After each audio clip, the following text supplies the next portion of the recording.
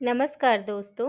मैं अर्चना blessings team Ghaziabad से हूँ और आज मैं आपके सामने सोल्स जर्नी का अध्याय 7 लेकर आई हूँ। पीटर रिशेलू एस्ट्रल ट्रेवल करके जब अपने शरीर में वापस आते हैं तो आने के बाद उन्हें सब कुछ एक मूवी की तरह याद रहता है। सुबह उठकर वो सभी चीज़ों को जिसका उन्होंने अनुभव किया था लिख लेते हैं। इंडियन योगी आज थोड़ा लेट आते हैं। पीटर उनसे लेट आने का कारण पूछते हैं तो योगी बताते हैं कि उनका एक इंडियन मित्र है जिनकी मृत्यु हो गई थी। उन्हीं की वो सहायता कर रहे थे। योगी के मित्र का शरीर बीमारी की वजह से बहुत वीक हो गया था और वो शरीर छोड़ना नहीं चाह रहे थे। वो अपने शरीर से बहुत अटैच थे तो योगी उनकी मदद कर रहे थे। उस मित्र में इच्छा शक्ति जगाने में काफ़ी समय लग गया ताकि वो वायवी तथा सूक्ष्म शरीर को अलग कर सके। योगी ने कहा कि अब वह अपने वायवी तत्व को अपनी इच्छा शक्ति से छोड़ चुका है और अब वो ठीक है।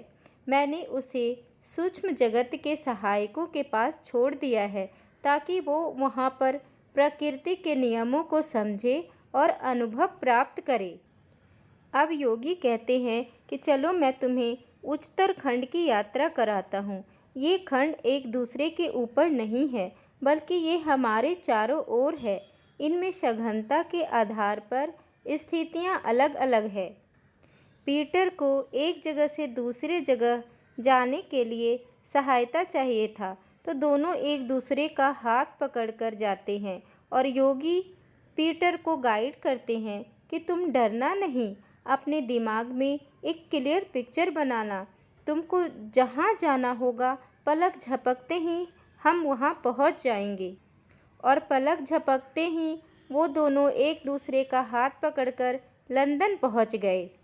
गति इतनी तेज़ थी कि रास्ते में जो कुछ नीचे था पीटर उसे पहचान नहीं पाए। उन्हें सिर्फ इतना ही पता चल पाया कि नीचे समुद्र है या ज़मीन। अब लंदन में ये लोग हाइड पार्क में उतरे जबकि इन्हें पिकाडिली सर्कस जाना था, परंतु वहाँ पर बहुत भीड़ होती है इसलिए इन लोगों ने डिसाइड किया कि वो हाइड पार्क में ही उतरेंगे। हाइड पार्क में भीड़ कम थी। पीटर को डर था कि कहीं वो किसी से टकराने के कारण अपने शरीर में वापस न पहुंच जाएं। कोलंबो में उनका भौतिक शरीर पलंग पर लेटा हुआ है और वो लंदन में सूक्ष्म शरीर में यात्रा कर रहे हैं। अब ये दोनों उड़ते हुए पिकाडिली सर्कस पहुंचते हैं और वहाँ के ट्रोकैड्रो होटल में जाते हैं। होटल के एक गलियारे में पहुंचते हैं जहां कई दरवाजे खुल रहे थे। वो एक दरवाजे में जाते हैं तो देखते हैं कि वहां पर एक शयन कक्ष था जहां पर कोई नहीं था और वो दोनों दरवाजे से आर पार हो जाते हैं। उन्हें किसी चाबी की ज़रूरत नहीं पड़ती। अब ये दोनों एक दूसरे का हाथ पकड़कर दूसरे खंड में पहुंचते हैं और वहां पर देखते हैं कि अलग अलग किस्म के कुत्ते लॉन में घूम रहे थे। बच्चों की आवाज़ें आ रही थी। सूक्ष्म जगत और भौतिक जगत के घरों में उन्होंने एक अंतर पाया। उन्होंने देखा कि सूक्ष्म जगत में जो घर थे वहाँ पर गैरेज नहीं था और ना ही कोई सड़क और कोई गाड़ी दिख रही थी, जबकि भौतिक जगत में घर के साथ साथ गैरेज भी होता है।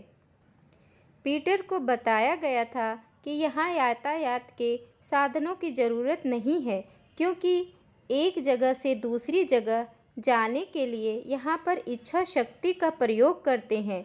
जहाँ भी जाना है बस इच्छा होनी चाहिए। वहाँ पर बहुत सारी दुकानें थी तो पीटर पूछते हैं कि यहाँ जब पैसे नहीं हैं तो दुकानें क्यों हैं।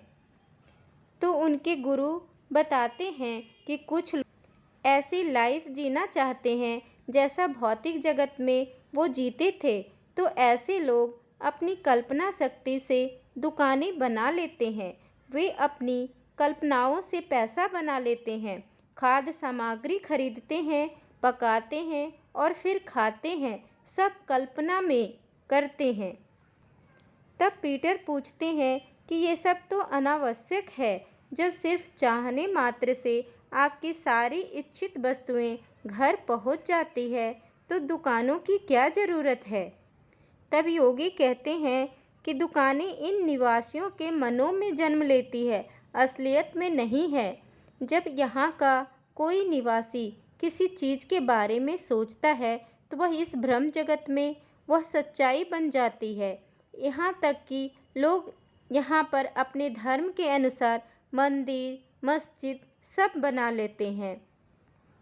यहाँ पर सिनेमा भी काफ़ी लोकप्रिय होता है।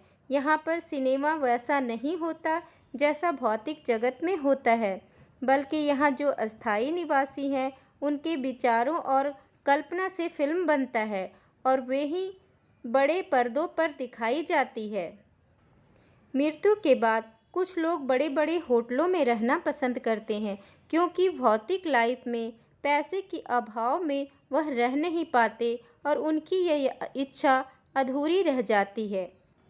तो यहाँ सूक्ष्म जगत में वो अपनी इच्छा पूरी करते हैं, पर कुछ समय के बाद ये सब उन्हें बोरिंग लगने लगता है, तो वो कुछ और ढूंढने लगते हैं जिससे उन्हें संतुष्टि मिले। इन लोगों की एक इच्छा जब पूरी हो जाती है तो वे कुछ और चाहने लगते हैं। धरती पर जो लोग कठिनाई से जीवन बिताकर आते हैं, सूक्ष्म जगत में वो लोग अपनी सारी इच्छाएं पूरी करते हैं। जब इस प्रकार का जीवन जीते जीते वो बोर हो जाते हैं, तब उनकी आत्मा उन्हें वहाँ से आगे जाने को कहती है। तब ये विकास मार्ग पर आगे बढ़ते हैं। हम जो भी पाना चाहते हैं वो हमारे विचारों का फल होता है। जब तक इच्छाओं में फंसे रहते हैं तब तक हम आगे नहीं बढ़ सकते। अब पीटर और योगी एक दूसरे का हाथ पकड़कर दूसरे से तीसरे खंड में आते हैं। यहाँ पर दर्जनों छोटे छोटे कुंज और वन थे। यहाँ की सुंदरता शब्दों में बयां नहीं कर सकते। उसके बाद वो ऐसे जगह पहुँचते हैं जहाँ चारों तरफ घाटियाँ थी, खेत और सुंदर सुंदर फूल भरे पड़े थे। इतना सुंदर दृश्य तो भौतिक जगत में हो ही नहीं सकता। यहाँ पर उन्हें कुछ पुराने घर नज़र आते हैं, जैसे इंग्लैंड में पुरानी हवेलियाँ होती थी जिनमें रईस लोग रहा करते थे। अब ये लोग हवा में तैरते हुए आगे की ओर बढ़ रहे थे। तब उन्होंने देखा कि बहुत बड़ी जगह पर लोग अलग अलग झुंड बनाकर साथ बैठे थे। ये लोग आपस में एक दूसरे को देख भी नहीं पा रहे थे। ऊपर से उन्हें दिख रहा था कि कई सारे झुंड हैं। उन्होंने एक झुंड के पास जाकर देखा तो वहाँ पर लगभग 100 लोग थे।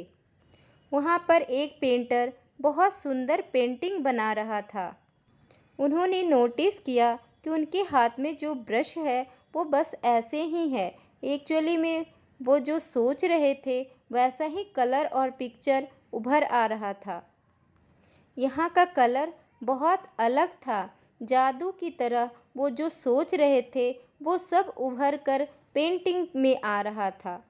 अगर उनको कुछ डाउट हो रहा था तो वहाँ की पिक्चर क्लियर नहीं आ रही थी। जब वे अपने विचारों को ठीक करते थे तो वो पिक्चर क्लियर हो जाती थी। ये कलाकार समय समय पर लोगों को समझा भी रहे थे कि वे क्या बनाना चाह रहे हैं और क्या बन रहा है। वहाँ पर कुछ ऐसे भी लोग थे जो पेंटिंग सीख रहे थे, परंतु उनकी पेंटिंग उतनी सुंदर नहीं थी क्योंकि उनके विचार इतने क्लियर नहीं थे। अब ये लोग वहाँ से और आगे बढ़ते हैं और देखते हैं कि एक जगह पर कई लोग म्यूजिक निकालने की कोशिश कर रहे हैं। बस दोस्तों, आज तक के लिए इतना ही।